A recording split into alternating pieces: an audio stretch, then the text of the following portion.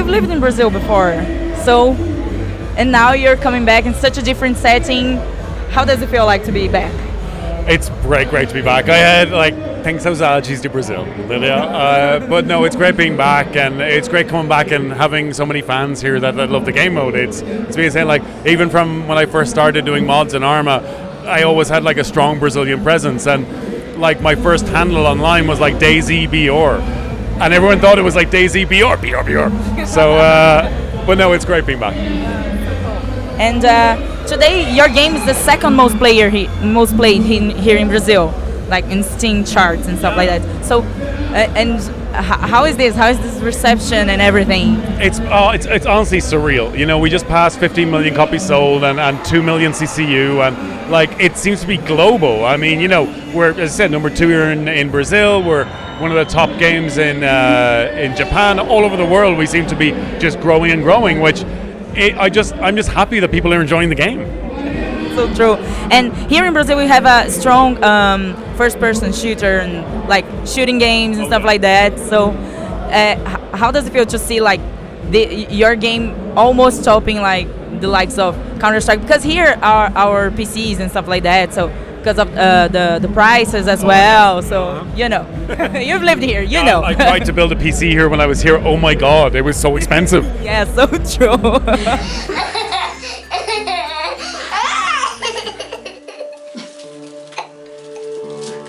And even then, your game is just so successful here.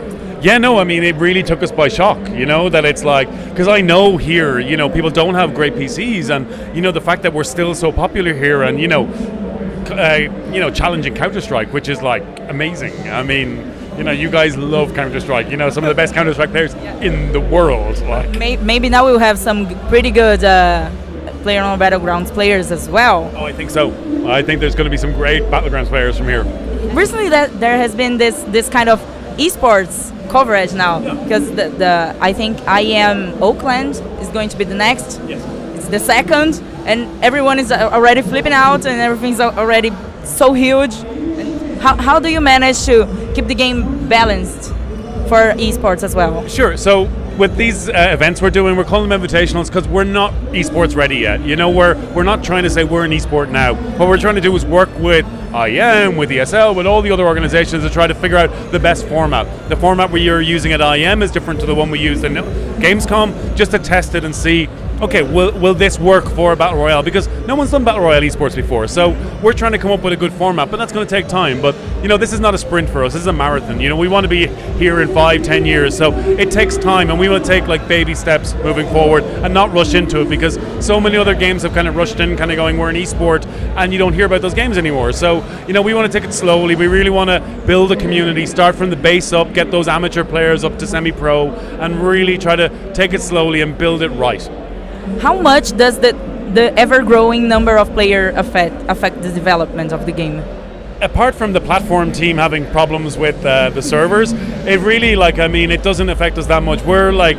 We celebrate internally when we hit another million or whatever, but the team really have their feet on the ground, and we're not letting it go to our heads. At the end of the day, we want to have a good game, and we want to make a good game, and the Koreans, they have in the company, they have this idea of making well-made games, and that's so important to me that we make a great game, and we're not sort of letting our success go to our heads, which I'm so thankful for.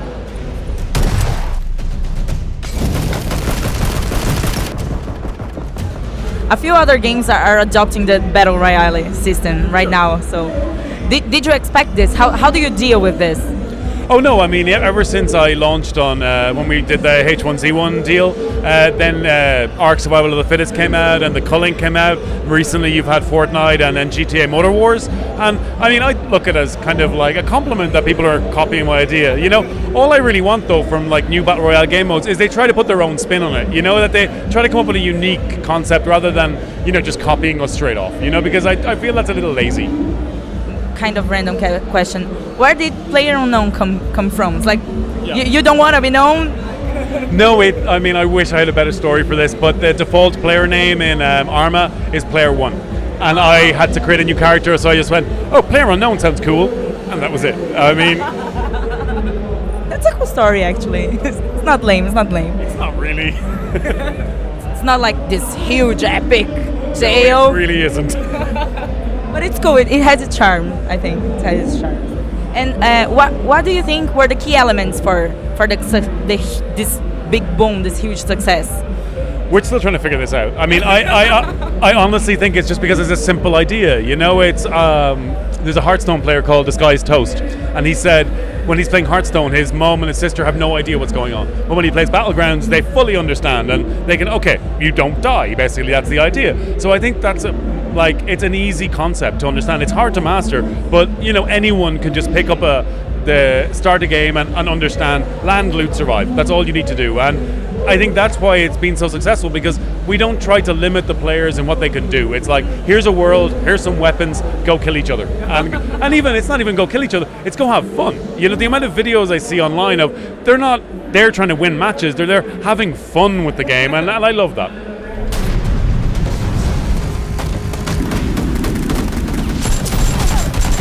Do you think this kind of easiness, that it's so easy to pick up and see what's going on, this is a huge point of success, I think, for esports games in general. It must be easy to see. So this approach, this kind of approach to esports, was it easier because of that, you think? Yeah, no, I mean, I think we stand a very good chance of being a great esports title because it is easy to understand. You know, I've gone to League matches, I've gone to Dota matches, and I don't really understand what's going on. You know, Counter-Strike is great because it's a simple terrorist and counter-terrorist. You know, it's a simple concept. Battlegrounds is the same. And you find yourself, especially when you're watching it, you know, you see someone getting into that top 10, you're like, I might see someone get a chicken dinner, and you're excited for that person. And I think that's what will make it a great spectator sport, is that it is easy for like anyone to understand what's going on. Somebody got Dan. Somebody killed Dan. Got him.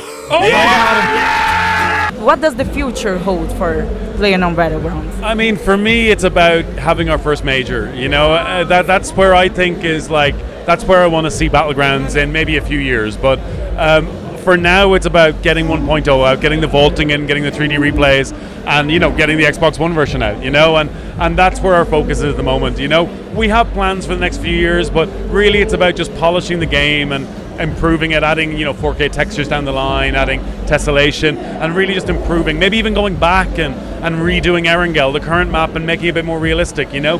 These kind of things are just keep improving and keep updating. Okay. Do you think, do you have any plans for new maps and stuff like that already? Oh yeah, I mean, we're working on a new desert map, which we hope to showcase with the 1.0 release, and I've seen it internally, it's really cool. It's a completely different atmosphere, it feels different. We're adding some new weapons that are specific to that map and some new vehicles, so I'm excited because it's a different Battle Royale. Oh yeah, it's a different Battle Royale, which I can't wait, you know. And as well, we have more plans for other maps down the line, but we just want to keep doing this over the next few years, or just keep adding new content, so it keeps the game fresh, but it also challenges players that they don't know the one map, that there's multiple maps they have to get to know, and it keeps them on their toes.